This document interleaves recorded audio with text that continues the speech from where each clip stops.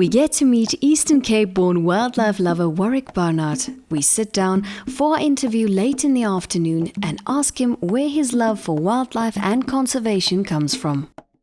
Well, I think where the passion started was pretty much in my school days. You know, I was born in Grahamstown, which isn't too far from where we are today. And my parents were both in the teaching industry, so we had long June, July school holidays to contend with and December holidays to contend with. And my parents had an interest in wildlife, and we used to head off to the Kruger National Park every June, July for 3 to 4 weeks at a time. So I think that's really where the passion for wildlife came in. My family, my siblings went into the accounting side of things, which is very different to my chosen path. And I tried to follow their footsteps, which lasted about 6 months after leaving school.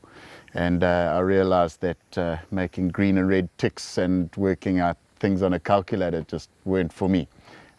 So I packed that away, and at that point I decided to dedicate my life and my career to wildlife and the wildlife industry. So finished off in Grahamstown, which is a great place to have had my schooling, and I joined Shamwari Game Reserve as a tour guide, and that really confirmed for me that I wanted to be involved with wildlife, not necessarily with the guest side of things, the ecotourism, but certainly on the conservation side and the wildlife management side. And that led me to Sarsveld in George, which is part of P Technikon in those days, Nelson Mandela University now.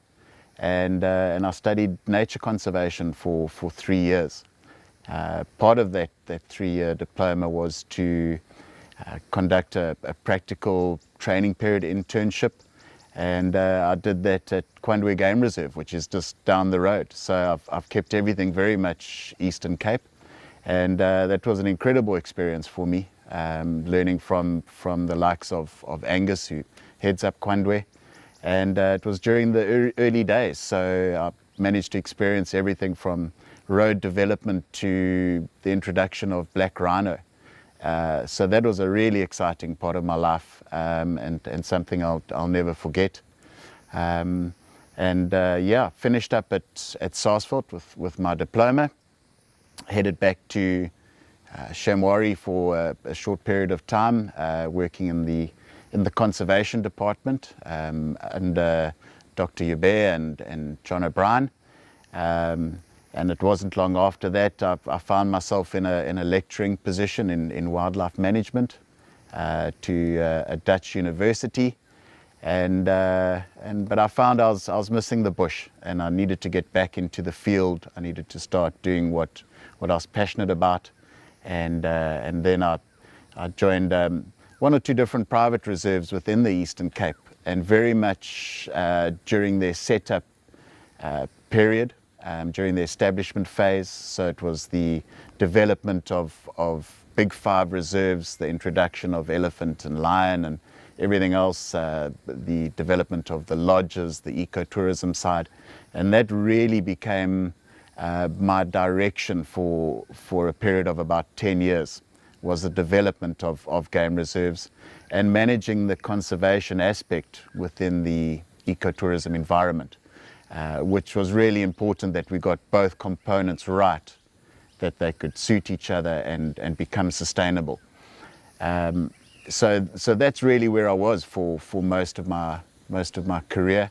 That's where most of my experience is. It's been approximately 20 odd years now. I think I've been involved with the industry, and it wasn't long after that I was contacted by somebody else that wanted to invest somehow in the wildlife industry. They'd heard about how exciting the wildlife industry is in South Africa, understood that it was unique, and wanted to know which direction to head.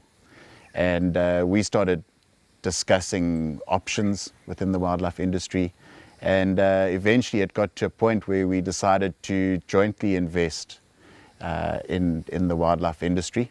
and originally that was with the breeding side.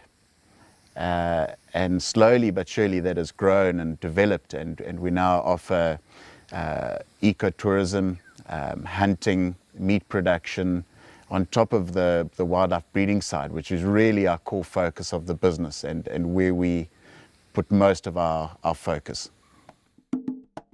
Next time, when we continue our conversation with Warrick.